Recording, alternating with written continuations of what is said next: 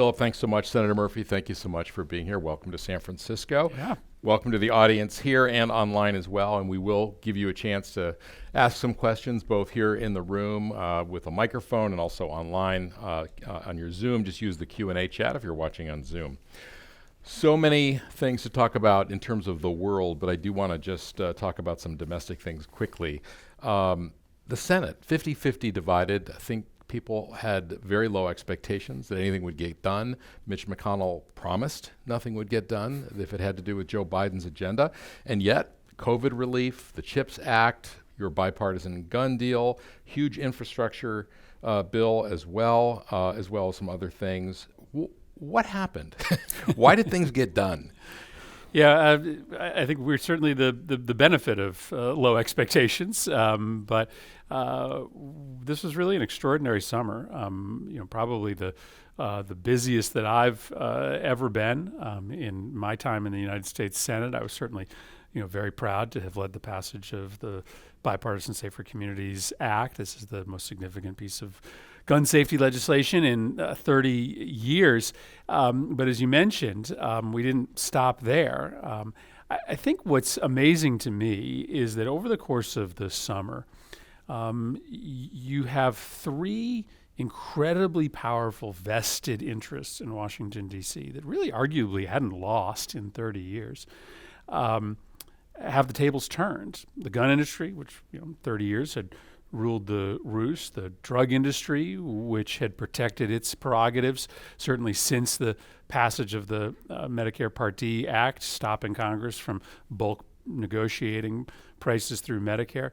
And then the oil and gas lobby, which, of course, had loaded up Washington with lobbyists to make sure that clean energy wasn't given an advantage over fossil fuels. And in one summer, you sort of see this moment where all of a sudden clean energy advances, bulk purchase and prescription drugs advances, gun safety measures advance, and you have sort of the power dynamics relative to three really powerful special interests shift as well.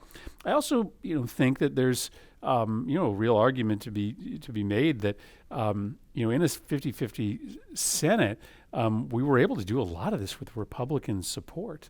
A lot of emphasis on, what are Democrats going to do under reconciliation rules, that process every year that allows you to pass something with only your own party's votes. And we used that to pass the rescue plan in 2021 and then the prescription drug and clean energy plan. But so much this summer, just a few weeks before the election, got done with both parties at the table. The bipartisan gun bill, the big veterans bill that provides benefits to veterans who have had exposure to toxic chemicals, the CHIPS Act, which is going to create a whole new microchip and semiconductor industry in the United States, done with Republican votes. And while we didn't get the gay marriage legislation done, it looks as if that will pass by the end of the year in this Congress as well. So really an extraordinary summer. How do I explain it? I think some of it is just great leadership, and we have it in Chuck Schumer and Nancy Pelosi and Joe Biden. Some of it, I think, is due to a bunch of Republicans really worrying about the state of democracy, really worrying about a whole bunch of Americans giving up on it, right? Storming the Capitol to try to essentially turn America from a democracy into an autocracy. And part of their reaction to this moment of January 6th and this continuing challenge to democracy was to decide to show that it works. So I think the reason that Republicans came and worked with us, even right on the precipice of an election, was because many of them sort of feel the need to show that democracy can still tackle big problems, and that to them is part of their legacy. And I give credit to them for doing that. I have to ask you about two of the more enigmatic senators. You know who they are. Joe Manchin from West Virginia, Kyrsten Sinema from Arizona. Manchin's a little easier to understand. I mean, he represents a state that Trump won by an overwhelming margin. Sinema is a head scratcher a lot of the times. How do you think about them as your colleagues? I mean, in the end, they were, with you on these things, but they also, caused some things to get out of bills that might have been in them, like getting rid of those at the carried interest deduction, that sort of thing. I think the laser-like focus on these two individuals is really a function of a 50-50 Senate. There have always been members of the Democratic caucus that don't line up with the broad priorities of the president or the rest of the caucus, just as there's always been those individuals in the Republican Party. It's just in a Senate where you need universal complete agreement, all of a sudden more attention is on the people who are occasionally the outliers. But they have always been there. And I don't know that I would argue that it would be good for American democracy if every single member of the Democratic Party in the United States Senate had the exact same views. I don't think that would actually be representative of the country. But you are right. In the end, let's take Kirsten for a second. The gun bill would not have happened without Kirsten Sinema. So, on the day after Uvalde, she decided that she was going to use her relationships with Republicans in order to pass a breakthrough bill. And that's what she did. So I did the policy, I worked with the gun groups. Sinema did the outreach to Republicans, and with Tom Tillis and John Cornyn, sort of built a coalition of 15. She did much of the same thing on the CHIPS bill. She's part of the group that's trying to get the gay marriage bill done. So, there are often times when progressives look at Kirsten Sinema and, complain because she's, not lining up with certain priorities as quickly as they would like. But I would also tell you that many of these bipartisan bills wouldn't have happened without her. And I can say the same thing about Joe Manchin as well. So, I celebrate the diversity we have in the caucus, and my goal from a political standpoint is to win a few more seats so that so much focus isn't always on the small handful that sometimes have divergent opinions. Yeah. Well, you mentioned Uvalde, Texas. I'm from Buffalo, New York. There was a shooting there, a terrible shooting as well. And you took to the Senate floor after the Texas shooting and gave a very impassioned speech basically saying, what are we doing here? Why are we here? How spontaneous was that? And what kind of reaction did you get from your fellow senators, especially Republicans? So, as spontaneous as you can get. I had heard early reports, about an hour before about what had happened in Uvalde, but I was presiding over the Senate. I was sitting in the on the dais when on my phone I started to get alerts that this had been obviously cataclysmic. It was another Sandy Hook. And it was that question that just kept on running through my mind as I was sitting on the dais overseeing the Senate. What are we doing? Why are we here? And I couldn't sort of stop that question from rattling through my mind. I decided not to go back to my office. I decided after I was done presiding to walk right to my seat and just ask those questions to my colleagues. And so it was, a rare moment when I gave no thought to a speech. I didn't write anything down. And I also, put down no markers, no preconditions to negotiations. I just literally begged my colleagues to come to the table and try to find what I called in that speech the common denominator. And I do think that, that speech had an impact. I do think it sort of helped to shame some of my Republican colleagues to bring them to the table. I think the open nature of the offer made the negotiating table a safer space. And, not often do speeches on the Senate floor impact the way that a particular debate goes, but I hope that speech did. What do Republicans tell you in private that they can't say or won't say in public? Not that of course, you may not reveal it because you'd be breaking, that. It wouldn't be private. It wouldn't then, be private, but, in general, because just what you said about Kirsten Sinema, frankly, surprised me a little bit because you don't really hear that side of it, like things wouldn't have happened without her. Right. But what do you hear from your colleagues on the other side? Well, on the gun bill, I had a lot of pats on the back, even from Republicans who still decided to vote against it. Because on the issue of guns, I do, think that many of them know what the right thing to do is, but they live inside a party where right now that NRA stamp of approval is really important. And credit to the NRA, they have made their endorsement mean something much more than an imprimatur on a candidate's guns positions, right? The NRA endorsement sort of speaks more broadly to a candidate's conservative bona fides. And so while that endorsement means less than it did 5 years ago, it still matters. And so there are a lot of Republicans who wish they were sort of free of the sort of shackles of the gun lobby, but they are not completely. They are not completely yet. I will say, though, that the things that Republicans are saying behind closed doors, let's say about Donald Trump, are changing in the sense that more true believers are coming to the Senate. I think in the immediate aftermath of the 2016 election, there were a lot of Republicans who would sort of tell you quietly, oh, man, I wish I could say the things that you say about Donald Trump. Not so much anymore.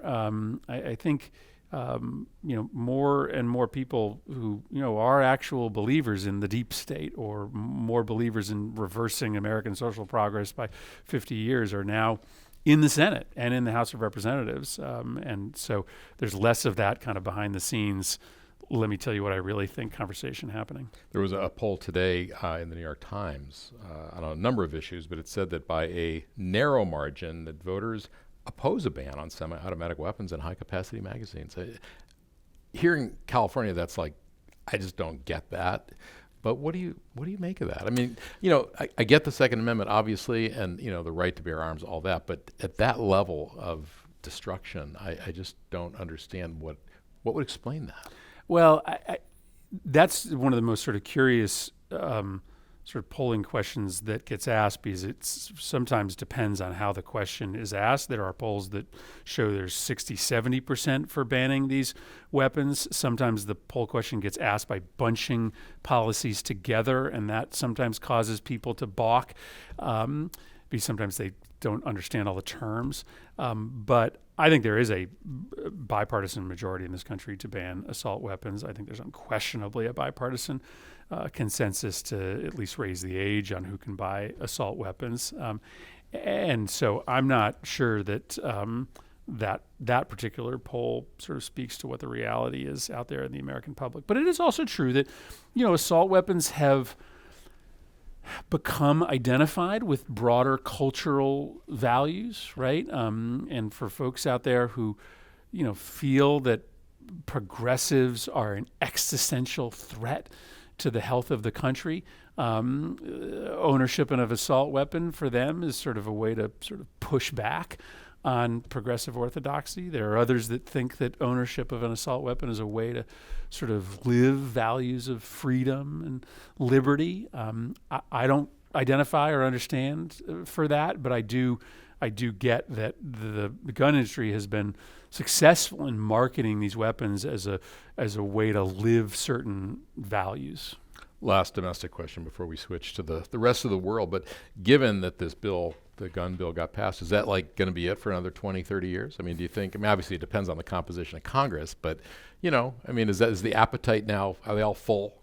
Yeah, I think exactly the opposite is true. I think our movement to make our country safer is going to go down in history as one of these great social change movements. And what I know about other successful social change movements in this country's history is once they had their first major success, in fact, it just accelerated the pace of success. So when the gay marriage equality movement first got the ability for gay couples to adopt, they didn't stop there, right? They moved on to, victory to victory. Same thing with the civil rights movement. They get a pretty small reform bill in the 1950s, but that just builds the movement. And I think the same thing will happen here. I think now we've sort of proved that the gun industry is not unbeatable.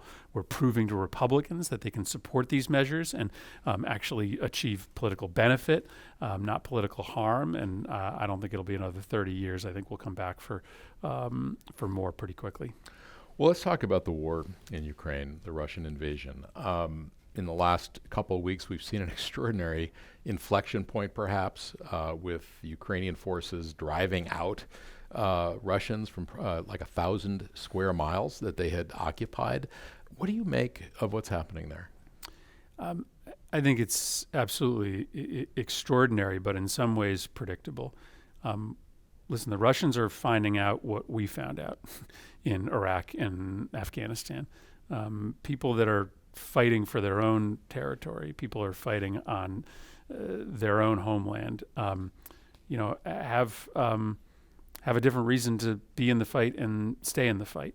And I think what we are also seeing is, the impact of American-led policy to weaken Russia's economy and their defense capabilities start to have some effect. Russia does not have limitless resources. We have constrained their ability to resupply their military in a very real way, and it's proving impactful. I'm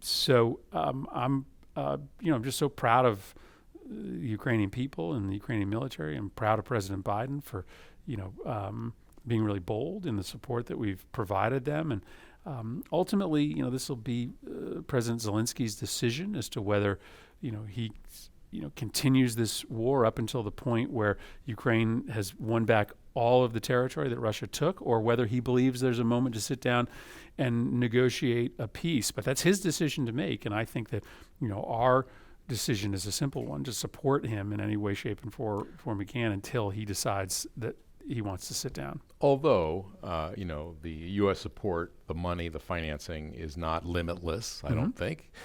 Public opinion so far seems to be supportive, but, people get distracted and think about other things and priorities. If you were talking to President Zelensky, and maybe you have, what do you hope he does in terms of fight to the bitter end, or sit down and try to get the best deal you can? Yeah, I actually very intentionally don't answer that question, because I don't actually think it's helpful to him for American political leaders to be dictating policy, because ultimately, I don't understand what it's like to live in Ukraine today. I don't understand what it's like to fight for that country. And so I'm in no position to tell him what the ultimate resolution should be.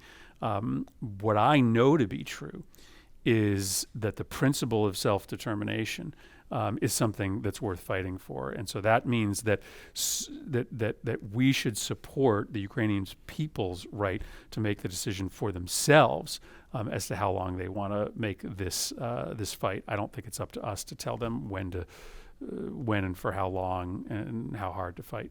When the U.S. pulled out of Afghanistan, there was a catastrophic collapse, and the president literally fled the country. Obviously, we didn't see that in Ukraine, just the opposite. Aside from those two individuals, being different, why such a different outcome? Well, I do think they're, really apples and oranges, right? I mean, we were the security in Afghanistan. We were not, right, the security in Ukraine. The security in Ukraine was provided by its own army, an army that we had, helped to strengthen over time, but an army that was still in charge of that fight. It was also a battle-tested army. I mean, we pretend as if this war started in January of 2022. But in fact, the Ukrainians had already lost tens of thousands of soldiers in a fight along the Eastern Front. So this was an army that was, already engaged with the Russians in Afghanistan. This was an Afghanistan army that had largely outsourced the fighting to the United States and had really taken, very little interest in ultimately being capable enough to own the battle space themselves. So I think it's two very different situations. President Xi from China, for the first time since the pandemic began, traveled and met with Putin yesterday, I believe it was. And before the war began, there was this big pronouncement that their relationship had no limits. And yet the comments that Xi made yesterday were far from that. In fact, some saw it as a bit of a rebuke of Putin, like, get your act together, you're destabilizing the world. What do you make of what he said and China's position in all this? So I think you're exactly right. I mean, there very clearly are limits to the alliance between Russia and China. China has very deliberately not come to the military aid of Russia at a moment when they desperately need the resupply of equipment and technology. And while China is certainly very willing to buy Russian oil, they are doing so at a massive discount, which is further exacerbating the economic crisis in in Russia. And I think China is, doing that for its own reasons, but I do also believe that American diplomacy has something to do with this, right? We have made it very clear to the Chinese that there would be a cost to China should they weigh in as a full ally and partner in Russia's invasion of Ukraine, and I think that message has been heard by the Chinese. Would you guess that part of that conversation, maybe a little quieter, was knock it off and go to the table? And what advice would you hope that she gives Putin? But what influence do you think he has? Well, again, it's maybe not as much influence as he would have if China had made the decision to be that full military partner Moscow hoped they would be. But if China decided to take the decision tomorrow that the United States did, stop importing Russian oil, I'm not sure Putin would have any other choice but to listen to that advice. So China still has enormous leverage in Russia, and we can hope that the Chinese are delivering them a stern warning. I'm not sure they are. I mean, they hate instability, though. They don't like instability, and you're just going to see more of it. I mean, we're starting to see the beginning of famine in parts of the world. That crisis will get much worse over the next 12 months. That kind of instability sits on our doorstep because of our role as a security guarantor for so many nations around the world, but it also sits at the Chinese doorstep. So let's hope that the Chinese are providing that advice to Russia to wind this down. By and large, the EU has been very solid and unified in its response. A lot of the credit, I would guess, goes to the United States. Who or what has surprised you about that coalition and how solid it's been, how consistent? Yeah, I don't know that I've been surprised by it. I think what surprised me was Europe's behavior for the years leading up to the crisis. I mean, it's not as if this was a surprise. Putin's aggressive behavior. He's been sort of nibbling at the edges of his peripheral nations for years, and yet Europe decided all during that time of immense provocation from Russia in Georgia, in Ukraine, to continue to make the continent dependent on Russian gas and oil. This has been difficult for Europe to stand up to Russia because they are so dependent on Russian energy. And I just wish Europe had made the decision 10 years ago to sort of see this freight train coming and to, find other ways to power its economy. But yes, they have been, they have been bold and strong. And yet we're starting to, see on a country by country basis that unity begin to fray. Bulgaria, had a president who heroically stood up to Putin, who decided to supply small arms to Ukraine, who took the blow of a cutoff of gas and oil. His government fell just a few weeks ago, replaced by a government that is much more willing to cut a deal with Putin. You've seen similar things happen in other nations throughout Europe. And so, while Brussels has been strong here, my worry is that Putin may be successful in starting to pick off some European governments, cause the fall of some governments who have supported Brussels' strategy, and that may, unfortunately, in the long run, jeopardize the unity. Well, you mentioned Bulgaria. It looks like Italy's prime minister, right. Most likely person, her party has roots in fascists. Sweden just elected a far-right majority, which is that was a surprise. They, along with Finland, are now in NATO. First of all, the NATO piece of that would not have happened without the war in Ukraine, I assume. What difference will that make, and what risks are there in having countries so close to Russia, especially Finland, in NATO?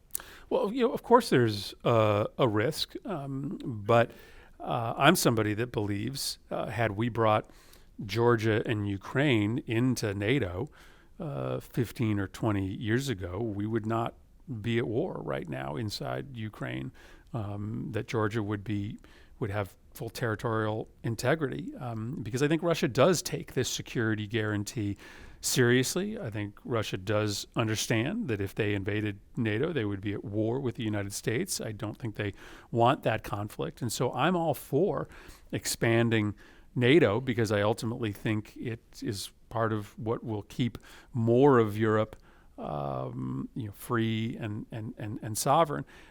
But it's a prism through which to sort of view the disaster that this conflict has been for Russia. They claim that what they've cared about for so many years is the expansion of NATO, and in fact, the invasion of Ukraine delivers to them the expansion of NATO.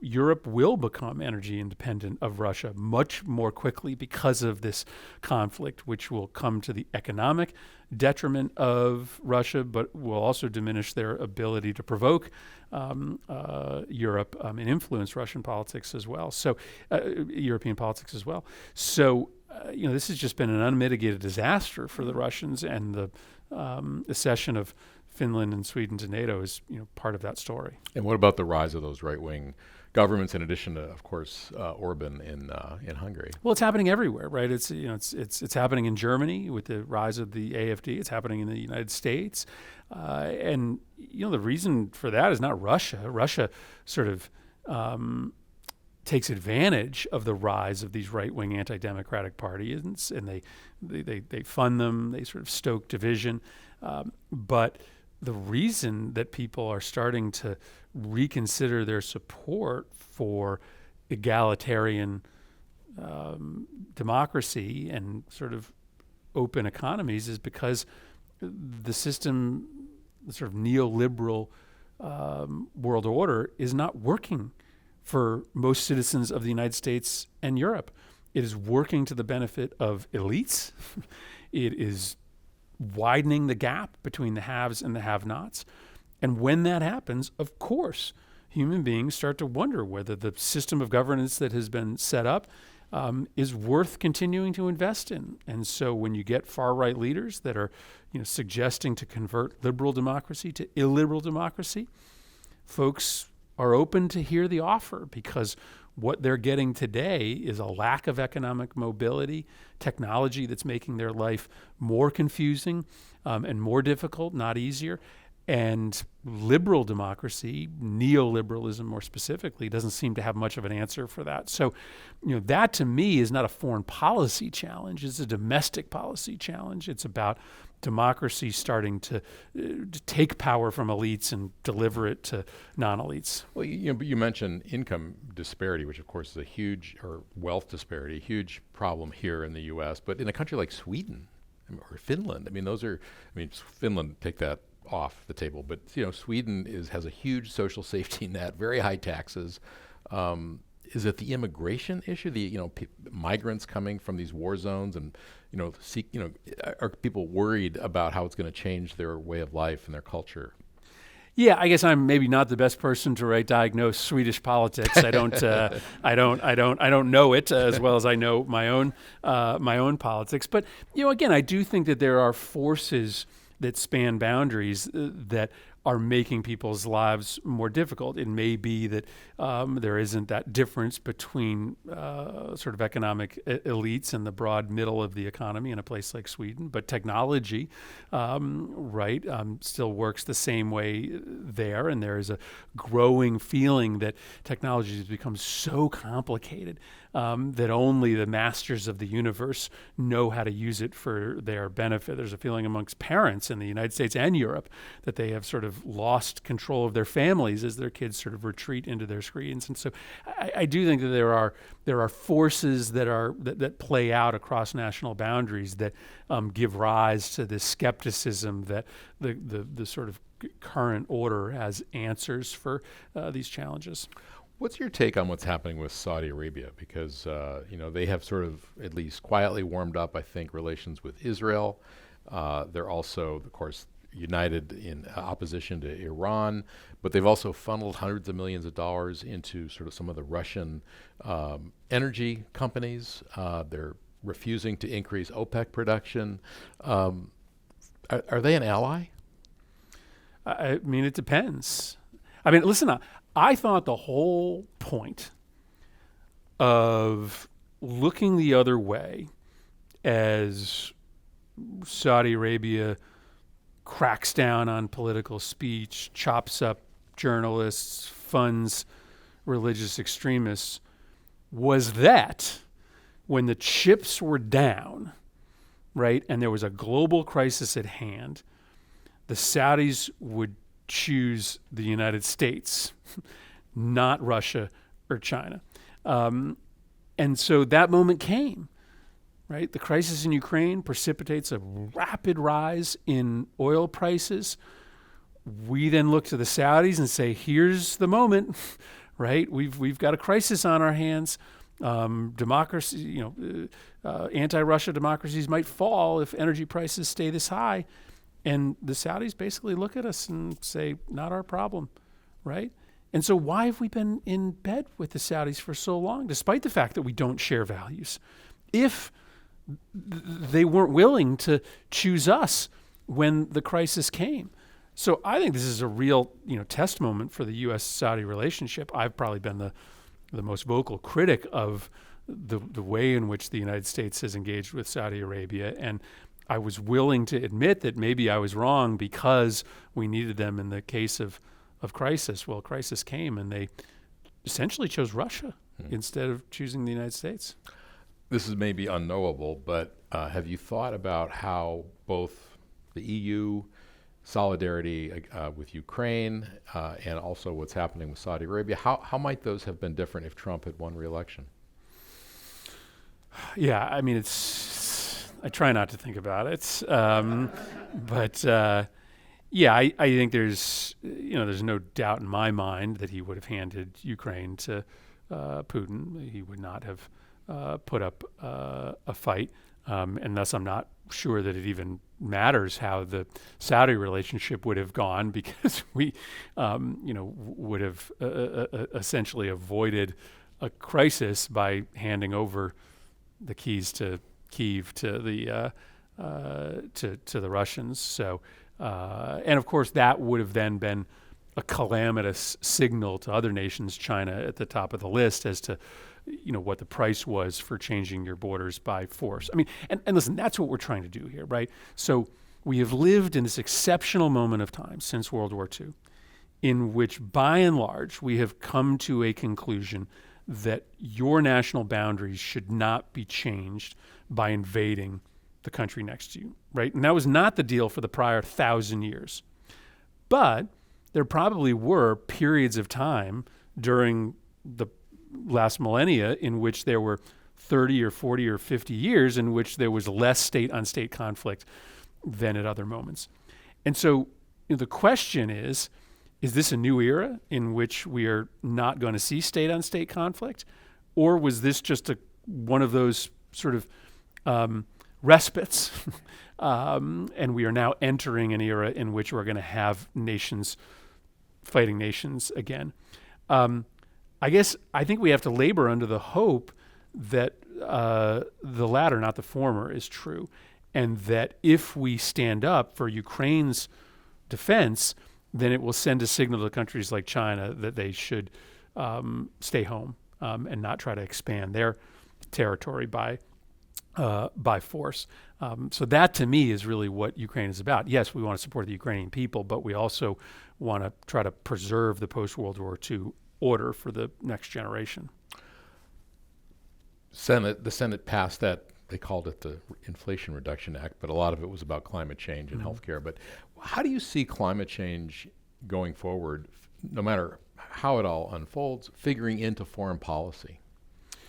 Well, I think that we were handcuffed for, essentially the last 25 years. We would walk around the world telling other nations that they should get serious about climate change, and then we do nothing of significance. And so, of course, other countries didn't listen to us because we talked the talk, but we didn't walk the walk. They'd look at us and say, well, you're still only 5% of the world's population, but you got 20% of the world's, CO2 emissions. Do something before you come tell us to do something about it.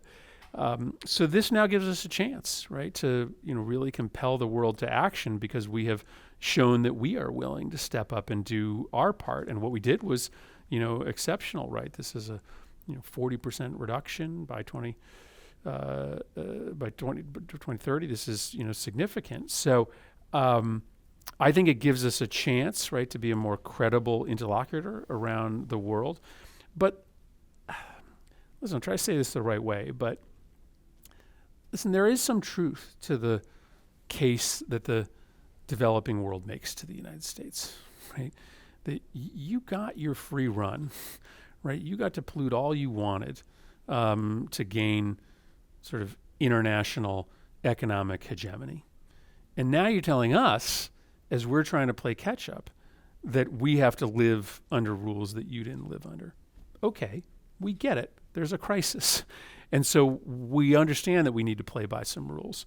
But you need to help us get there, right? You need to provide us some assistance. And you have a moral obligation to do that, because you didn't need to live under the rules that you are now imposing on us as we try to make the leap into a sort of first world, for lack of a better word, economy. And so that involves, some, potentially some amount of subsidy and assistance. That's what the Green Climate Fund is supposed to be, something that we have had trouble populating with significant resources.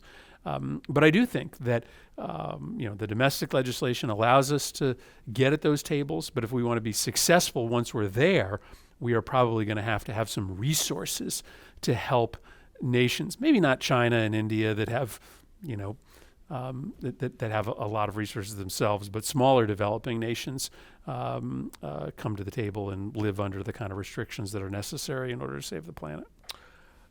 In terms of things like, refugees and famine and, the effects of climate change, drought and sea level rise, all those things. I mean, to what extent is the Pentagon, the defense industry and structure in this country and other countries thinking about the impacts of climate change? I mean, you can certainly, tell a story about, so many civil conflicts through, the story of climate change. Syria's civil war, now going on a decade, is arguably a story about rural drought and the migration of so many people, too many people, into the cities, so that the cities ultimately sort of collapsed, into conflict. I mean, I would much rather have this be a conversation led by the State Department rather than the Department of Defense. And so I have argued that this is a moment in which the State Department has to be flush with the resources to deal with all of this dislocation. It doesn't have those resources today. We still have more employees of military grocery stores than we have diplomats in the State Department, and that's unsustainable. So I've joined together with a handful of my colleagues, Ami Bera from California being one of them, to sort of present a roadmap as to how we would dramatically upscale the State Department and USAID budgets, increasing their budgets by 50% over 5 years as a means to try to help nations deal with these huge refugee flows, these large numbers of internally displaced people. I think it's the time to put those resources into state rather than trying to expect the Department of Defense to handle it. I'm going to take some of your questions, and I'm not checking my email. I'm actually looking at a document that has some questions on it. We'll get to that just very quickly.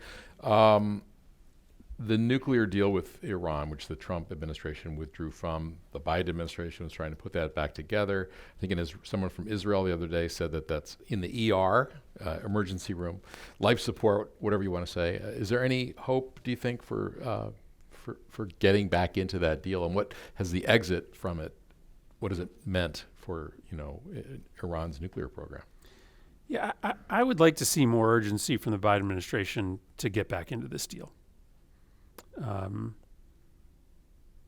would, because what would you like to see them do if they're not doing it? Well, I mean, listen, I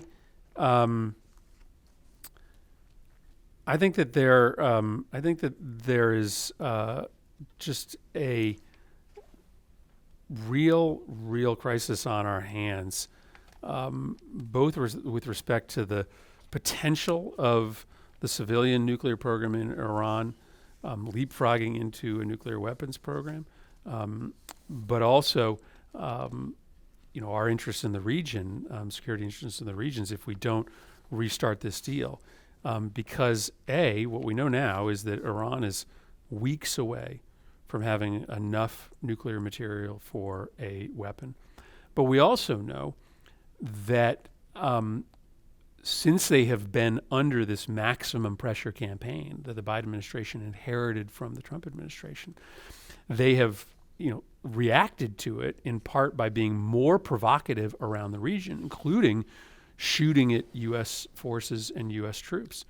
And so getting back into the deal not only pushes Iran further away from a potential nuclear weapons program, it also likely reduces their provocations in the region and the threat that they pose to U.S. forces.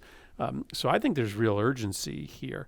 I know that the Biden administration supports getting back into the deal. I know they've exhausted a lot of energy trying to get back into the agreement. I'd like to see them put the sort of pedal to the floor from here to the end of the year and get back in the agreement. In that regard, do you feel like, I know today the president's meeting with the families of the two, Brittany Griner and Mr. Whelan, who are being held in Russia. There's also people in Iran who are being held. I mean, so much goes on, of course, behind closed doors, and it's not in the news maybe, but do you feel like they're making those things a high enough priority? Because certainly the family, the wife of Brittany Griner didn't think so. Well, I know that the administration takes these hostage cases incredibly seriously. I know they work them every single day. I have a very important case of a hostage in Iran that has family in Connecticut that I work with the administration on, and I see how vigorous they are in defense of getting our detainees out. So I certainly am 100% confident that people like Brittany Griner are still in custody today, not because of a lack of U.S. effort, but because of the actions of the Russian government or the Iranian government. All right, let's take some of your questions. If you have a question, put your hand up. We'll get a microphone to you. In the meantime, I'll read some questions that have come in on Zoom. Wesley Wallace writes, how has your perspective about government changed within the past few years? Where do you see the state of the U.S. government within the next 5 years? Well, I shared a little bit of this, with you. Listen, I do believe that Americans are having a conversation about the utility of 250 more years of democracy. I think they worry that democracy is not capable of handling the crisis of economic mobility, the crisis of economic and income inequality, and the crisis of technology. And so if we don't, start to act more boldly, to regulate technology in a way that makes sure technology works for us, not us working for technology. If government doesn't step up and, as I mentioned, start to really, deal with this immense power that economic elites have and transfer some more of that power to individuals, I think folks will start to look at other offers, including sort of quasi-autocratic models. So I really do worry about the health of democracy, and when I think about the threats to democracy, I don't just think about sort of Donald Trump and his ilk. I mean, I really think the threats to democracy are democracy's inability to sort of understand how a lot of Americans feel like their lives are kind of becoming unspooled, and they aren't seeing a lot of big enough answers from their government. I sort of feel like we're in the midst of a soft civil war. Just the other day we saw Ron DeSantis sending Venezuelan migrants on two planes to Martha's Vineyard. Governor Abbott doing something similar, sending immigrants to Kamala Harris's house in D.C. Our own governor sort of throwing gasoline on the fire with ads in Florida and Texas and billboards in North Dakota. How concerned? I mean, do you feel like, is that just sort of a sideshow thing? I mean, there's stunts, all of them, But how do you see them figuring into really finding solutions? Yeah, listen. I think for many inside government and for many outside government, government has just become a forum for disagreement. It's just the place in which you articulate the division, right? It's not seen as the mechanism by which you sort out our differences. And that's really scary, because in a country as diverse as this, our only hope is that our democracy, our government, is the place where we sort of all come to the table and figure out how we live together. And so, I unfortunately, in the sort of capital of social media, I think social media has a lot to do with this. I think social media has become, an incentive structure for loud disagreement.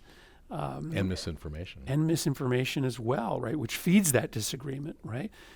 Because you literally believe that these immigrants are, coming here to hurt you, to harm you because of the misinformation you see online. I don't know exactly how we sort of endeavor in this project successfully, but we've got to convince Americans that, that democracy and government is the place where we're supposed to sort of figure this all out, not just sort of dig our trenches. And unfortunately, right now, the loudest politicians out there, like Governor DeSantis, are interested in sort of only scoring points rather than actually settling differences. And I think Americans don't want that. Like, I actually think Americans want government that can solve problems. And I think you saw that this summer, right? So it's kind of implausible that, at this point in the president's first term, he's getting more popular. If you look at every president's midterm, it's normally this summer where they're sort of spiraling downward. Well, President Biden's approval ratings just shot up, and I don't think that's coincidental to these big bipartisan pieces of legislation passing, because I think folks are looking at the sort of the DeSantis model of just constant political partisan warfare and looking at the Biden model of let's get things done, and they're choosing the Biden model. And maybe this fall we'll see a midterm election in which the president's party actually does okay. And I think that might be because Americans are saying, hey, wait, like this constant battle space that politics seems to be, it's wearing us out. We actually want folks to try to use it as a mechanism for consensus. Any audience questions? Get you a microphone, I think. Yep. Thank you. Tell us your name if you want to. My name is Dmytro Koshniruk, Consul General of Ukraine. Thank you very much, Senator, for being here and for talking with us. So my question would be, of course, about Ukraine. So as everybody knows, as it was mentioned, that we successfully regained control over a part of our territory the second time in this war. First time was in the spring when we regained control over Kiev and Sumy and Chernihiv, right now over Kharkiv, quite a large territory. So we are successfully fighting Russia and showing to the world that actually this army can be defeated and Russia can be defeated. And second time we're using successfully US weapons. And taking into account that this is not just war for Ukrainian independence, but for democracy, and that's why US can't afford the bad guys to win this war, right? Because especially after Afghanistan experience, so to say. So my question is, we're also very grateful to United States, to Congress, to US administration for the support militarily that we get for the weapons, but do you think United States can do still some more in supplies of the more weapons, like those which Ukraine really needs, as the long-range missiles, the air jets, the tanks, or air defense? We understand it's money, yeah, but still, because this apparently would help to bring this war to an end sooner. And we are ready for negotiations with Russia, but only with the condition that Russia withdraws its troops. And when we have a strong position, then it's much easier to negotiate for the benefit of good. And the second question is the perspective after the war will be over, and every war will end with some diplomacy, right? So what's going to happen then? What security guarantees can be given to Ukraine in future so this war will not repeat? Maybe Ukraine could join NATO, as you said, it could have happened before. Yeah. Thank you. Well, you continue to see willingness in the United States Congress, but also in the American public to support Ukraine and to spend taxpayer dollars to support Ukraine. I still see a whole lot of Ukrainian flags all around my state of Connecticut, and it appears as if we'll authorize some additional assistance for Ukraine as part of the continuing resolution that will pass in the coming weeks. So I think there's continued goodwill to provide supplies and material. Obviously we need partners to help us. So I worry sometimes that Ukraine is too reliant on the United States. I'd like to see European partners and frankly others around the world be more active in getting you what you need. And then, listen, let's figure out what Ukraine needs afterwards. It's premature to talk about, security guarantees, but I would imagine if, either Zelensky's going to decide to kick Russia out and take as long as he needs in order to kick them out, or at some point he's going to sit down and talk. And if he's sitting down and talking, I would guess that part of that conversation would be some kind of guarantee. And that likely means that the United States and Europe have to be at that table. Here is a question from Zoom. Norman Nabak asks, how concerned are you about the nuclear threat from the Russian-occupied plant in Ukraine? What is the U.S. doing on that front? Well, very concerned, and obviously, we've heard the same concerns from the IAEA as well. We continue to channel information to the Russians about how important it is to step back and create some safe spaces around nuclear facilities in Ukraine. So, we've been actively engaged with both Ukraine, and we've been communicating strong messages to the Russians. It feels like it's a bit less of a crisis today than it was 2 weeks ago, but my understanding the Biden administration remains very actively involved in those discussions. It's kind of interesting. So there is still, I guess it's not a surprise, but there's communication with Russia even now, as bad as things seem. Some of it, goes only one way, but of course there is. We continue to be engaged with Russia on a number of important fronts. We just talked about Iran. They are, part of the multilateral group that is negotiating with Iran on a restart of the JCPOA. So, we have to remain engaged with Russia because we still share a lot of national security ground with them outside of Ukraine. Yeah. Another audience question here. Thank you, Senator, for joining us today, and thank you for your service. My name is Michael Baker. I wanted to ask your comments and thoughts about the fact that the prior administration and prior Congress stacked the deck with judges and hampered other judicial efforts to the extent that we're seeing the fallout today in a national security investigation, which is astonishing.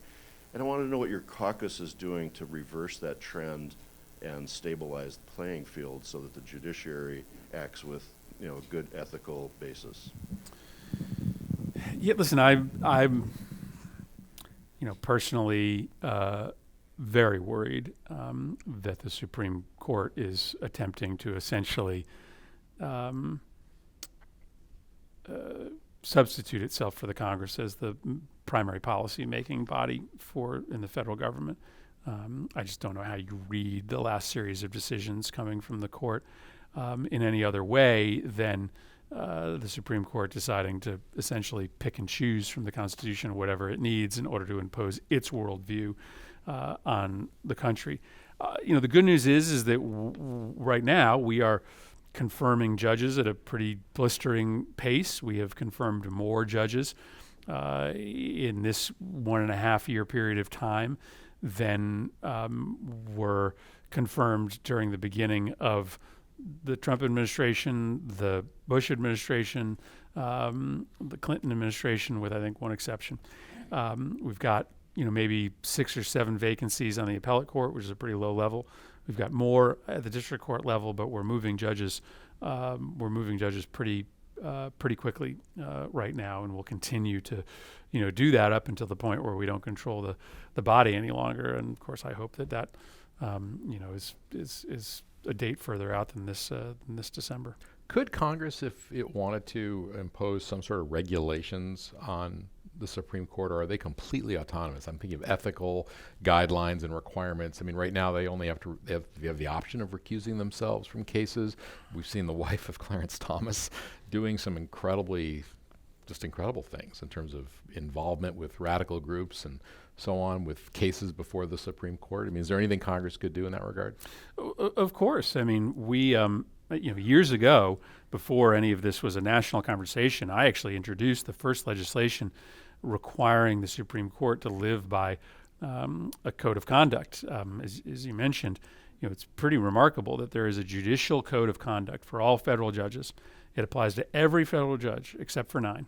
It does not apply to the Supreme Court. The Supreme Court has always held that they should regulate themselves as the highest court and the court of last resort. I think that's ridiculous. So we are trying to pass legislation that would require the Supreme Court to either adopt its own code of conduct or live by the existing code of conduct. And of course, the Constitution is pretty skimpy in its description of the Supreme Court's structure, roles, and responsibilities. And so, early on in its history, the Supreme Court sort of grabbed additional jurisdiction for itself. There's, of course, the ability for Congress to more concretely define what cases they can hear, what cases they can't hear, how many members they have, for what term they serve. So there's more conversation now than ever before happening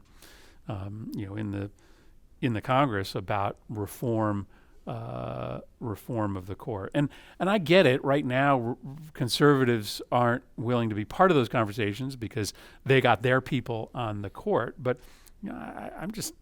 I'm not sure that our founding fathers thought the stakes of each vacancy would be as high as they are today. I don't think the founding fathers envisioned the court being this involved in the interpretation and management of public policy in the nation. And maybe there's no way to walk back from that, given sort of how big a role the federal government has in our lives today.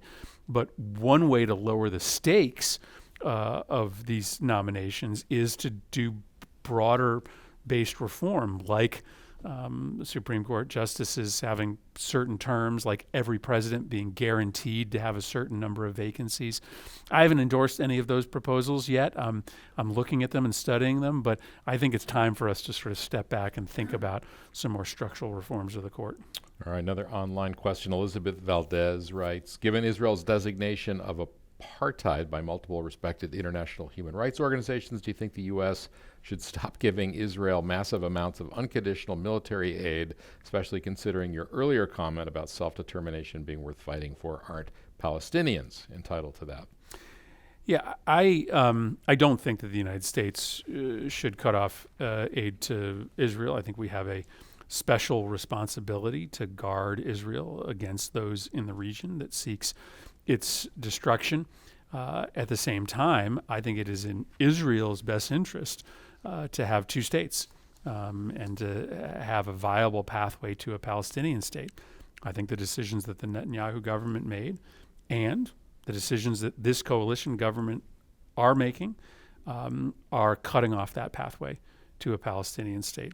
And I think the United States has to be more vigorous in demanding, we can't make demands, it's a sovereign government, in creating an incentive structure in which the Israeli government keeps open the possibility of a Palestinian state. And I think this government is acting more fairly to the Palestinians than the Netanyahu government did.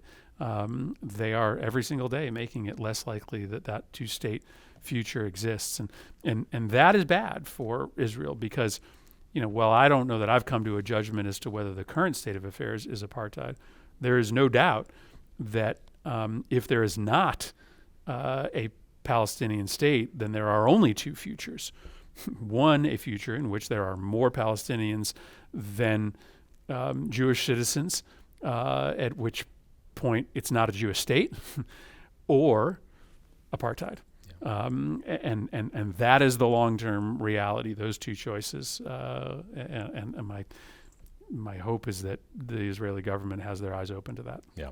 All right, it is time to close off our program. Senator Murphy, thank you so much for being here today. And I know that he'll stick around, I think, a little bit after this. And if you'd like to learn more about World Affairs, head to the website. It's worldaffairs.org, where you can find their upcoming in-person and live stream programs, including September 20th program on Hong Kong, a democracy movement in exile, and more information about their podcast. Thanks to our audience for taking time to be with us in person and online. Hope you have a great day. Great.